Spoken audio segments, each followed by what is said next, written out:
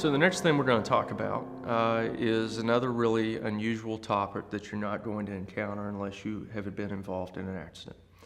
And that is the topic of health insurance subrogation.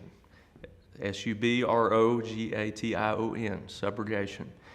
You've probably never heard of this unless you've been a victim of a really bad situation, but a lot of people come to me, and some of the more intelligent, frankly, resourceful people, they will try to do their cases themselves. And many of them get pretty far. And at some point they'll come to me and they'll say, Ryan, they're saying I have to pay back the health insurance company. Or the insurance company is saying, we're going to pay back the health insurance company. If we don't, then we're not going to settle. And that doesn't make any sense to me because I've been paying premiums on my health insurance for years, and I get involved in an accident that's not my fault, and I get a settlement, and now the insurance company wants to take a third of my settlement. What do I do? This is called health insurance subrogation. It's a provision that is in your contract with the health insurance company that you have never seen.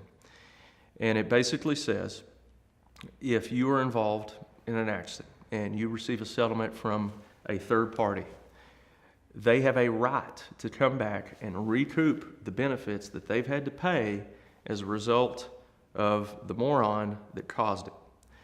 So it's not going to be dollar for dollar. Health insurance companies don't pay dollar for dollar, but it could be a significant amount of money.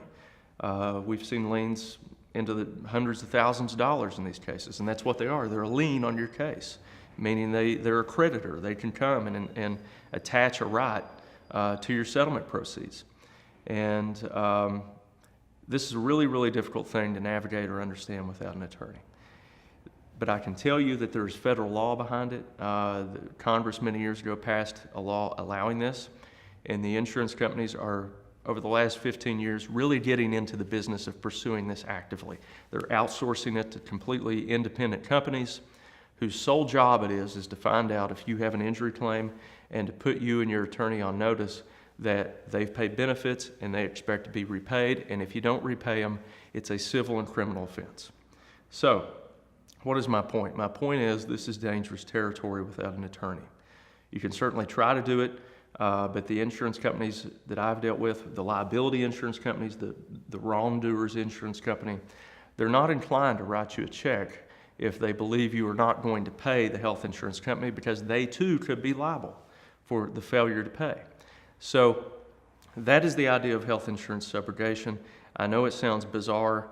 It sounds a little bit unfair depending on the circumstances, but the solution to it is very simple. Talk to an attorney.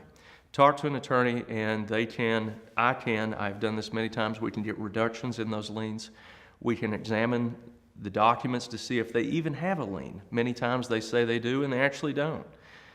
We work with several attorneys throughout the nation who specialize in this. We can refer you to them, and they can go into a full-on litigation with your insurance company, your health insurance company, if need be, to protect your rights. Because we're seeing this in a lot of cases now with insurance companies assuming that they can come in and take whatever they claim without ever showing that they can prove that they even have a right to that claim. So health insurance subrogation, it is real. It is could be a significant liability for you if you don't take it seriously. And if you're looking at a health insurance lien, what to do with it, give us a call. We'll be happy to look at it for you.